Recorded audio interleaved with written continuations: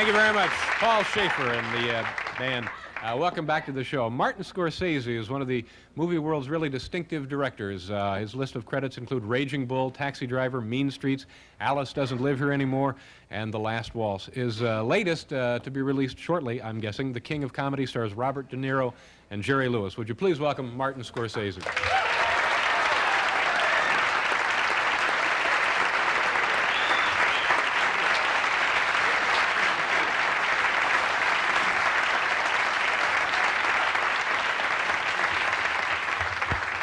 Certainly is a very impressive list of work that you've been responsible for. Responsible, yes. Well, I certainly meant that in a good way. I know. Oh, you must be quite proud of those. No, yes, I am. Yeah, they are mine. Oh, yeah, these are yours, yeah. I'm only kidding. The first time, actually, we never met before, but I did want to mention this, that we have been in the same room before. It was in Toronto. Don't stop, please, stop. Don't tell that story. This was on a television show. You were there with Robbie Robertson. Yeah, that's right, yeah. And I was there, I'm not sure why, some sort of a mix-up. I remember, it's coming. Yeah, you guys were talking about... The Last Waltz, yes. The Last Waltz. Now, do you remember who else was in that room? No.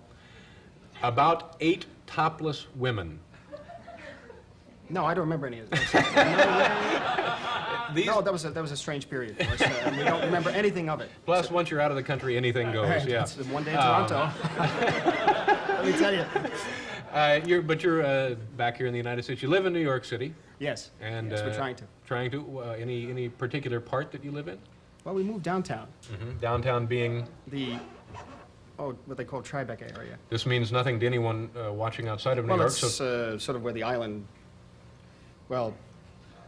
Sort of where the island sort of comes to a tip and a point and the whole thing, and then it's where the Dutch was settling, and then the British bought it, and then well, whatever. It goes on like that. Yeah.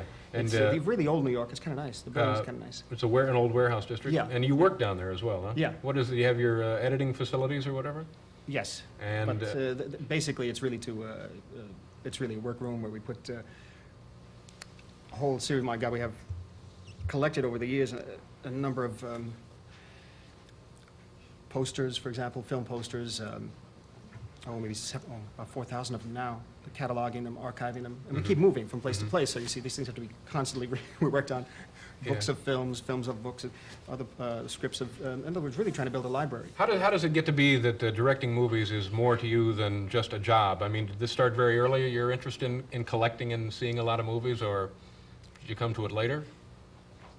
Well, no, I went to, I practically spent most of my time in movie theaters. Mm-hmm. How did that happen? Well, I wasn't allowed to play any sports, so because of asthma, this sort of thing, in the 40s. How old were you then? Oh, I was about 3 years old. I'm completely, that's all I can remember is movies. So you, instead of every morning, you get up and go to a theater and spend the day there? Well, my father would take me, or somebody would take me, I forget whom. Yeah. But I would go and I'd see these things. Yeah. And color, and the use of color, and the black and white. And the westerns, I love the westerns. I was allergic to animals too, so I couldn't go near the horses. So. What were you, as a kid and even now, what were your favorite kind of films? Well, I loved westerns. I love westerns. Now, and I love science fiction and horror. Horror films, to me, are the most fascinating. I just love them very much. Somebody once wrote, I think it was a British critic, that if you don't really understand or appreciate the horror film, the horror genre, you really have no understanding or love of film itself. And of course, that's a very inside thing in the sense what's so important about really loving film itself. It really doesn't matter. You can live without film. But the idea is that, in a sense, a horror film shouldn't be dispensed with as junk or trash. And that's one of the things I'm talking about, archiving, the idea of collecting articles and building a library on all this stuff. Give us, in your estimation, the best horror film, because you're right, most of them are lumped into the area of B or C films. What would be a really good horror film? Oh, that's a hard one, because horror films naturally, for example, there are supernatural films about the supernatural ghost stories. One film called The Uninvited, with Ray Milland and Gail Russell, directed by Lewis Allen.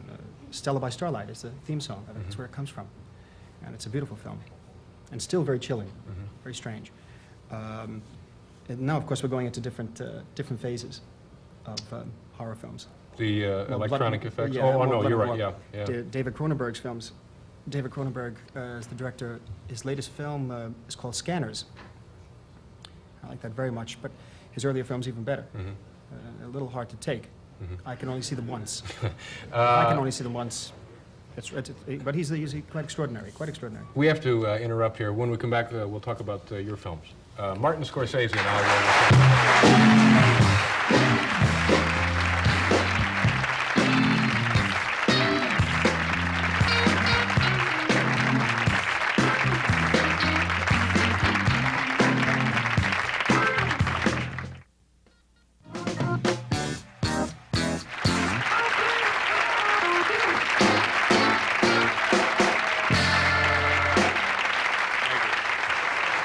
Martin Scorsese is here. A little later, Dr. Ruth Westheimer, and of course, Tony Clifton will be joining us. Do you object to talking about your movies? And by that I mean the one that's yet to be released, but has already created a lot of interest and anticipation. The King of Comedy? Yeah. No, we can talk about it a little bit. Because actually, the King of Comedy was in preparation while we were mixing Raging Bull. We were mixing Raging Bull. This is how it became a very difficult process, the mixing of the film. The sound was very complicated. Yes. We didn't realize. It became 16 weeks schedule, and my God, we were 1 week overdue in the theaters. And actually, your morning program used to keep us going. And there was really almost a mutiny from my people. Yeah, we sent you something. You did get very nice. Yeah. Yes, it was very nice of you. We were very upset because we didn't know what to do. Yeah. There was nothing to do. Yeah, I had a year and a half of nothing to do. Yes, but it was gone, you see. Yeah. I mean, so we took, even if we took the TV back into the Still room wouldn't with work. us, it didn't work. It didn't work. So then, in a certain regard, we're sort of responsible for the success of Raging Bull. Is that, I think so. Is that the point of this? Yes, eventually we finished the film. Eventually we finished it. We have some, I guess we're going to look at some photographs of the principals of your new movie, The King of Comedy, and we're going to ask you to describe what we're seeing here. Well, the fellow on the left is Jerry Lewis, and the fellow on the right is Bob De Niro, and they're in Sardi's. Now, the film is... It's, you don't really know the plot of the film? Well, now they're in Lindy's. It's the same still. It's the same still. Two guys just go restaurant to restaurant. No, tell them what the plot is, yeah. Because the plot is basically about a young guy who wants to be a comedian, a stand-up talk show host, comedian, whatever, and who idolizes the character that Jerry Lewis plays, called Jerry Langford, and becomes, in a sense, friendly with him, but more friendly than he realizes, in a sense. The Langford character is just being polite, and automatically he thinks he's made a great friend, and it's his opening into show business. This is the big time, this is it.